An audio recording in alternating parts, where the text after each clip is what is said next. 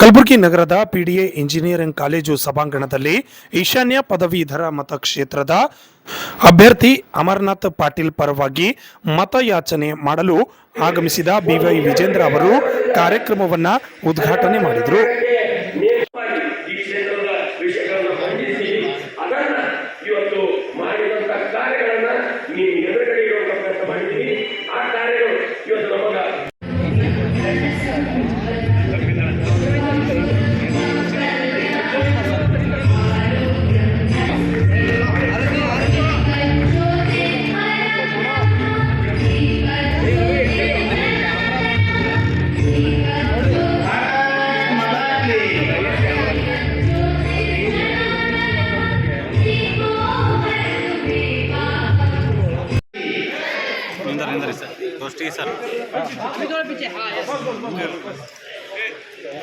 ಈ ಸಂದರ್ಭದಲ್ಲಿ ಮಾತನಾಡಿದ ಅವರು, ಈಶಾನ್ಯ ಪದವೀಧರ ಮತಕ್ಷೇತ್ರದ ಅಭ್ಯರ್ಥಿಯಾದ ಅಮರನಾಥ್ ಪಾಟೀಲ್ ಅವರಿಗೆ ಬೆಂಬಲ ನೀಡಬೇಕು. ಶಿಕ್ಷಣದಲ್ಲಿ ಹೊಸ ಕ್ರಾಂತಿಯನ್ನ ಬಿಜೆಪಿ ತರುತ್ತದೆ ಎಂದು ಹೇಳಿದರು. ನೋಡ್ತಕ್ಕಂಥದ್ದು ನಮಗೇನು ಬೇಸರ, ನಾವೆಲ್ಲರೂ ರಾಜಕಾರಣಿಗಳು ಒಬ್ರು ನೋಡ್ಕೊಳ್ತಾನೆ ಇರ್ತೀವಿ. ನಿಮ್ಮನ್ನು ಉದ್ದೇಶಿಸಿ ಮಾತನಾಡ್ತಾ ಇದ್ದೇನೆ. ರಾಜಕಾರಣಿಗಳು ಅಂತ ಹೇಳಿದ್ರೆ ಬೇಸರ ಆಗ್ತದೆ. ಇನ್ನು ರಾಜಕಾರಣಿಗಳ ಮಾತು ಕೇಳಬೇಕು ಅಂತ ಹೇಳಿದ್ರೆ ಅದು ಇನ್ನೂ ಹೆಚ್ಚು ಕ್ಲಿಷ್ಟಕರ. ಆದರೆ ನಿಮ್ಮ ಅದೃಷ್ಟನೋ ದುರಾದೃಷ್ಟನೋ ನನಗಂತೂ ಗೊತ್ತಿಲ್ಲ. ನಿಮ್ಮ ಸಂಸ್ಥೆ ಅಧ್ಯಕ್ಷರು ವೇದಿಕೆ ಮೇಲಿದ್ದಾರೆ. ನಾನು ಮಾತನಾಡಿ ಮುಗಿಸೋ ತನಕ ನೀವು ಯಾರು ಕೂಡ ಎದ್ದೋಗಾಗಿಲ್ಲ, ಯಾಕಂದರೆ ಅಧ್ಯಕ್ಷರು ನೋಡ್ತಾ ಇರ್ತಾರೆ.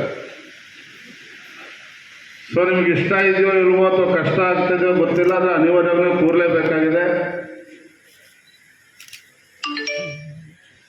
ನಾನು ಕೂಡ ರಾಜಕಾರಣದಲ್ಲಿ ಭಾಳ ವರ್ಷಗಳಿಂದೇನಿಲ್ಲ, ಬಂದು 5 ವರ್ಷಗಳಾಗಿದೆ ಅಷ್ಟೇ. ಭಾಳ ವಿಶೇಷ ಏನಪ್ಪ ಅಂತ ಹೇಳಿದ್ರೆ, 5 ವರ್ಷದ ಕೆಳಗೆ ಯಾರೋ ಮಾಧ್ಯಮದವರು ಅಥವಾ ಹಿಂಗೆ ಮೈಕ್ ಕೊಟ್ಟರು ಅಂತ ಹೇಳಿದ್ರೆ 5 ನಿಮಿಷ ಮಾತಾಡೋದಕ್ಕೂ ಕೂಡ ಕಷ್ಟ ಆಗ್ತಾಯಿತ್ತು. ಆದರೆ 5 ವರ್ಷದಲ್ಲಿ ಎಷ್ಟು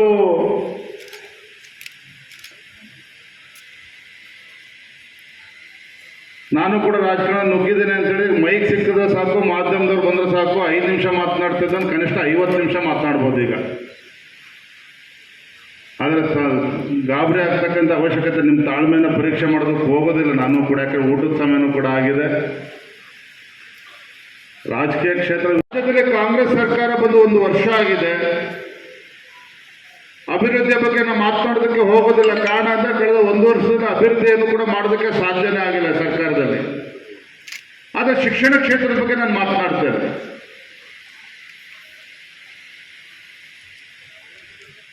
ತಮಗೆ ಗೊತ್ತಿರಲಿ, ಹಿಂದೆ ಭಾರತೀಯ ಜನತಾ ಪಾರ್ಟಿ ಸರ್ಕಾರ ಸನ್ಮಾನ್ಯ BS ಯಡಿಯೂರಪ್ಪನವರು ಮುಖ್ಯಮಂತ್ರಿ ಇದ್ದಾಗ, ಅಂದರೆ ಅದಕ್ಕೂ ಪೂರ್ವದಲ್ಲಿ 2005-6 ಇಸ್ವಿನಲ್ಲಿ ರಾಜ್ಯದ ಒಟ್ಟು ಬಜೆಟ್ನಲ್ಲಿ ಶಿಕ್ಷಣ ಕ್ಷೇತ್ರಕ್ಕೆ ಇಟ್ಟಂಥ ಹಣ ಎಷ್ಟು 2005-6ರಲ್ಲಿ ಅಂತ ಹೇಳಿದ್ರೆ 4,500 ಕೋಟಿಗಳು ಮಾತ್ರ.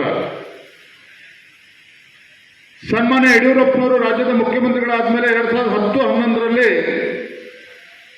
ಶಿಕ್ಷಣ ಕ್ಷೇತ್ರಕ್ಕೆ ಹೆಚ್ಚು ಒತ್ತನ್ನು ಕೊಡಬೇಕು ಅಂತ ಹೇಳಿ 16,866 ಕೋಟಿಯಷ್ಟು ಅನುದಾನವನ್ನು ಶಿಕ್ಷಣ ಕ್ಷೇತ್ರಕ್ಕೆ ಬಿಡುಗಡೆ ಮಾಡಿರ್ತಕ್ಕಂಥದ್ದು. ನನಗೆ ಆಶ್ಚರ್ಯ ಆಯ್ತು. ಯಾಕೆಂತೇಳಿ ತಾವು ಗೊತ್ತಿದೆ, ಯಡಿಯೂರಪ್ಪನವರು ಅಂದರೆ ರೈತ ನಾಯಕರು ಅಂತೇಳಿ ರಾಜ್ಯದ ಜನ ಗುರುತಿಸ್ತಾರೆ. ಆದರೆ ಶಿಕ್ಷಣ ಕ್ಷೇತ್ರಕ್ಕೆ ಎಷ್ಟು ಆದ್ಯತೆ ನೀಡಿದ್ದಾರೆ ಅಂತ ಹೇಳಿದ್ರೆ, BJP ಸರ್ಕಾರ ಇದ್ದಾಗ, ಯಡಿಯೂರಪ್ಪನವರು ಮುಖ್ಯಮಂತ್ರಿ ಇದ್ದಾಗ 1000ಕ್ಕೂ ಹೆಚ್ಚು ಪ್ರೌಢಶಾಲೆಗಳನ್ನು ತೆರೆದಿರ್ತಕ್ಕಂಥದ್ದು ನಮ್ಮ ಸರ್ಕಾರ ಇದ್ದಾಗ. ರಾಜ್ಯದಲ್ಲಿ 50ಕ್ಕೂ ಹೆಚ್ಚು ಪಾಲಿಟೆಕ್ನಿಕ್ ಕಾಲೇಜುಗಳನ್ನು ತೆರೆದಿರ್ತಕ್ಕಂಥದ್ದು. ಇವತ್ತು 5ನೇ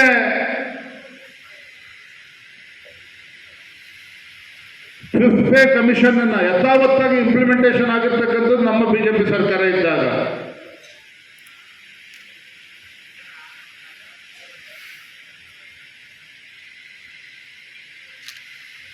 ಏನು ಉಪನ್ಯಾಸ ಶಿಕ್ಷಕರು ಇದ್ದರು, ಅವರಿಗೆ ಗೌರವಧನ ಸಿಗ್ತಾ ಇದ್ದದ್ದು ಕೇವಲ 14,000 ರೂಪಾಯಿ ಮಾತ್ರ. ನಮ್ಮ ಸರ್ಕಾರ ಬಂದ ಮೇಲೆ 34,000 ರೂಪಾಯಿ ಕೊಡ್ತಕ್ಕಂಥ ಕೆಲಸ ಆಯಿತು.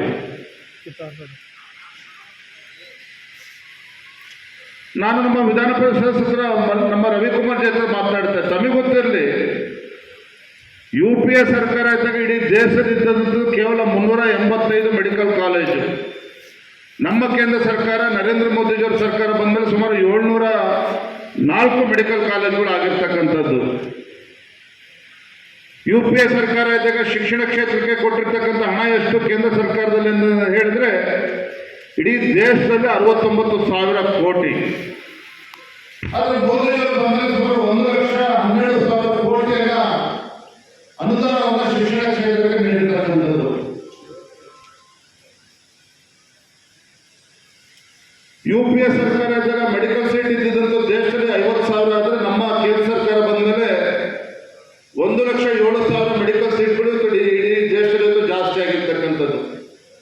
ಯಾಕೆ ಮಾತನ್ನು ಹೇಳ್ತಿದ್ದೇನೆ ಅಂತ ಹೇಳಿದ್ರೆ, ಇವತ್ತು ಶಿಕ್ಷಣ ಕ್ಷೇತ್ರಕ್ಕೆ ಒತ್ತನ್ನು ಕೊಟ್ಟು ಅನುದಾನವನ್ನು ಕೊಟ್ಟು ಈ ದೇಶದ ಉಜ್ವಲ ಭವಿಷ್ಯನ ರೂಪಿಸ್ತಕ್ಕಂಥ ಯುವ ಪೀಳಿಗೆಗೆ ಒಂದು ಶಕ್ತಿ ತುಂಬತಕ್ಕಂಥ ಕೆಲಸ ಯಾವ್ದಾದ್ರು ಸರ್ಕಾರ ಇದ್ದಾಗ ಆಗಿದೆ ಅಂತ ಹೇಳಿದ್ರೆ ಅದು ಕೇಂದ್ರದಲ್ಲಿ ಮತ್ತು ರಾಜ್ಯದಲ್ಲಿ BJP ಸರ್ಕಾರ ಇದ್ದಾಗ ಆಗಿರ್ತಕ್ಕಂಥದ್ದು. ನಂತರ ಕಾರ್ಯಕ್ರಮದಲ್ಲಿ ಈಶಾನ್ಯ ಪದವೀಧರರ ಅಭ್ಯರ್ಥಿಯಾದ ಅಮರನಾಥ್ ಪಾಟೀಲ್ ಅವರು ಮಾತನಾಡಿ, ಹಿಂದೆ ತಾವು ಮಾಡಿದ ಅನೇಕ ಕೆಲಸ ಕಾರ್ಯಗಳ ಬಗ್ಗೆ ತಿಳಿಸಿದರು. ಅಲ್ಲದೆ ಮುಂದಿನ ದಿನಗಳಲ್ಲಿ ಶಿಕ್ಷಕರಿಗೆ ಯಾವುದೇ ಸಮಸ್ಯೆಯಾಗದಂತೆ ನೋಡಿಕೊಳ್ಳುತ್ತೇವೆ ಎಂದು ಹೇಳಿದರು. ಈ ಸಂದರ್ಭದಲ್ಲಿ ನಾನು ಹೆಮ್ಮೆಯಿಂದ ಹೇಳಲಿಕ್ಕೆ ಬಯಸ್ತೇನೆ. ಒಂದೇ ಮಾತನ್ನು ಹೇಳಬೇಕಾದ್ರೆ ಅಣ್ಣ ಮುರುಗೇಶ್ ಅಣ್ಣ ನಿರಾಣಿ ಅವರು ಹೇಳಿದ್ರು, ಇಲ್ಲ ಬಹಳ ಸಕ್ರಿಯವಾಗಿ ಭಾಗವಹಿಸಿದ್ದಾರೆ ಅನ್ನುವಂಥ ಮಾತನ್ನು. ನಿಜಕ್ಕೂ ನಿಮ್ಮ ಭರವಸೆಗಳನ್ನು ನಾನು ಸುದ್ದಿ ಮಾಡಿಲ್ಲ. ನಿಮ್ಮ ಏನೇನು ಆಶೋತ್ತರಗಳಿದ್ದಾವೆ, ಈ ಭಾಗದ ಜ್ವಲಂತ ಸಮಸ್ಯೆಗಳಿಲ್ಲ, ಈ ಭಾಗದ ಶೈಕ್ಷಣಿಕ ಬೆಳವಣಿಗೆ ಇದೆ, ಈ ಭಾಗದ ಪ್ರಾದೇಶಿಕ ಅಸಮತೋಲನೆಯನ್ನು ನಿವಾರಣೆ ಮಾಡುವಂಥ ನಿಟ್ಟಿನಲ್ಲಿ ಆರ್ಟಿಕಲ್ 371J ಏನು ಇಂಪ್ಲಿಮೆಂಟ್ ಆಯಿತು ಅದನ್ನು ಪರಿಣಾಮಕಾರಿಯಾಗಿ ಅನುಷ್ಠಾನ ಮಾಡಬೇಕನ್ನುವಂಥ ಹೋರಾಟಗಳನ್ನು ಮಾಡಿದಂಥದ್ದು. ಮತ್ತು ಆ 371J ಅಡಿಯಲ್ಲಿ ಸಿಗುವಂಥ ಮೀಸಲಾತಿಗಳನ್ನು ಸರ್ಕಾರಿ ಹುದ್ದೆಗಳಲ್ಲಿ ಬಹಳ ದೊಡ್ಡ ಪ್ರಮಾಣದಲ್ಲಿ ಇವತ್ತು ಹೈದರಾಬಾದ್ ಕರ್ನಾಟಕ, ಇವತ್ತಿನ ಕಲ್ಯಾಣ ಕರ್ನಾಟಕದಲ್ಲಿ ಬಹಳ ದೊಡ್ಡ ಪ್ರಮಾಣದಲ್ಲಿ ಹುದ್ದೆಗಳ ಖಾಲಿ ಇರುವಂಥವು. 30-40 ಸಾವಿರ ಹುದ್ದೆಗಳು ಖಾಲಿ ಇರುವಂಥವು. ಶಿಕ್ಷಣದ ಇಲಾಖೆಯಲ್ಲಿ ಒಂದೇ ಇವತ್ತು 13-14 ಸಾವಿರ ಹುದ್ದೆಗಳು ಇವತ್ತು ಖಾಲಿ ಇರುವಂಥವು. ಈ ಹುದ್ದೆಗಳನ್ನು ನಮ್ಮ ಯುವಕರಿಗೆ, ನಮ್ಮ ಪದವೀಧರರಿಗೆ ಮೀಸಲಾತಿ ಅಡಿಯಲ್ಲಿ ನೇಮಕಾತಿ ಮಾಡ್ಕೋಬೇಕನ್ನುವಂಥ ಪರಿಣಾಮಕಾರಿಯಾಗಿ ಹಲವಾರು ಸಂದರ್ಭಗಳಲ್ಲಿ ಸದನದಲ್ಲಿ ಇದನ್ನು ಎತ್ತಿದಂಥವು. ಈ ಪ್ರದೇಶದ ಶೈಕ್ಷಣಿಕ ಬೆಳವಣಿಗೆ ಇರ್ಬೋದು, ಈ ಪ್ರದೇಶದ ಶಿಕ್ಷಣ ಸಂಸ್ಥೆಗಳ ಸಮಸ್ಯೆಗಳಿರ್ಬೋದು, ಈ ಪ್ರದೇಶದ ಶಿಕ್ಷಕರ ಸಮಸ್ಯೆಗಳು, ಈ ಥರ ಹಲವಾರು ಆಯಾಮಗಳಲ್ಲಿ ಸದನದಲ್ಲಿ ವಿಷಯಗಳನ್ನು ಮಂಡಿಸಿದ್ದೀನಿ. ಮತ್ತೆ ಶೈಕ್ಷಣಿಕ ಏಳಿಗೆಗಾಗಿ 10 ದಿವಸ ಅಹೋರಾತ್ರಿ ಧರಣಿಗಳನ್ನು ಇವತ್ತು ಎಲ್ಲ ನನ್ನ ಸಹಪಾಠಿಗಳ ಜೊತೆ ಮಹಾತ್ಮ ಗಾಂಧಿ ಪುತ್ಥಳಿ ಎದುರುಗಡೆ ಮಾಡಿದಂಥವು. ವಿಶೇಷವಾಗಿ ಇದರಲ್ಲಿ ಬರಿತೀವಿ ರಿಜೆಕ್ಟ್, ONE1 ಬರಿತೀವಿ ರಿಜೆಕ್ಟ್. ಬಹಳ ಎಚ್ಚರಿಕೆಯಿಂದ ಈ ಒಂದು ಸಂಗತಿಯನ್ನು ಗಮನದಲ್ಲಿ ಇಟ್ಕೊಂಡು ನಿಮ್ಮ ಮೊದಲನೇ ಪ್ರಾಶಸ್ತ್ಯ ಮತವನ್ನು ಚಲಾವಣೆ ಮಾಡಬೇಕನ್ನೋ ಚಂದ್ರು ಸರ್ ಇವತ್ತು ನನಗೆ ಬಹಳ ಹೆಮ್ಮೆ ಅನ್ನಿಸ್ತಾ ಇದೆ. ವಿಶೇಷವಾಗಿ ಕಲಬುರಗಿಯ ಹೆಮ್ಮೆಯ ಮಗ ಅಮರನಾಥ್ ಪಾಟೀಲ್ಗೆ, ರವಿಕುಮಾರ್ ಸರ್, ಕಲಬುರಗಿಯ ಹೆಮ್ಮೆ ಮಗ ಅಮರನಾಥ್ ಪಾಟೀಲ್ಗೆ ಕಲಬುರಗಿಯ ಅಚ್ಚುಮೆಚ್ಚಿನ ಹೆಮ್ಮೆಯ ಅಳಿಯ ಶ್ರೀಯುತ BY ವಿಜೇಂದ್ರ ರೆಡ್ಡಿ ಅವರು ವಿಶೇಷವಾಗಿ ಪ್ರೀತಿಯಿಂದ ಆಶೀರ್ವಾದ ರೂಪದಲ್ಲಿ ಬಂದು ನಿಮ್ಮೆಲ್ಲರನ್ನು ಭೇಟಿಯಾಗಿ ನನ್ನ ಪರವಾಗಿ ಮತಯಾಚನೆ ಮಾಡಲಿಕ್ಕೆ ಬಂದ್ದಾರೆ. ಇದು ವಿಶೇಷವಾಗಿ ನಮ್ಮೆಲ್ಲರ ಗೌರವ. ಹೀಗಾಗಿ ನನಗೆ ಸಂಪೂರ್ಣ ಭರವಸೆ ಇದೆ, ನಮ್ಮ ಅಳಿಯಂದಿರು ದೂರದಿಂದ ಇವತ್ತು ಬಂದಿದ್ದಾರೆ ಮಧ್ಯೆ ಅವರ ಮತಯಾಚನೆಗೆ ಅವರ ಕೈ ಬಲಪಡಿಸುವಂಥ ನಿಟ್ಟಿನಲ್ಲಿ ಈ ಪ್ರದೇಶದ ಎಲ್ಲ ನಾಗರಿಕರ ಒಂದು ಮೊದಲನೇ ಪ್ರಾಶಸ್ತ್ಯ ಮತವನ್ನು ನೀಡಿ ಸನ್ಮಾನ್ಯ ವಿಜೇಂದ್ರರವರ ಕೈ ಬಲಪಡಿಸುವುದರೊಂದಿಗೆ ನಮ್ಮ ದೇಶದ ಯಶಸ್ವಿ ಪ್ರಧಾನಮಂತ್ರಿಗಳಾದಂಥ ನರೇಂದ್ರ ಮೋದಿಜಿಯವರ ಕೈ ಬಲಪಡಿಸಿ ಇವತ್ತೇನು ವಿಕಸಿತ ಭಾರತದ ಕಲ್ಪನೆಯನ್ನು ಕೊಟ್ಟಿದ್ದಾರೆ.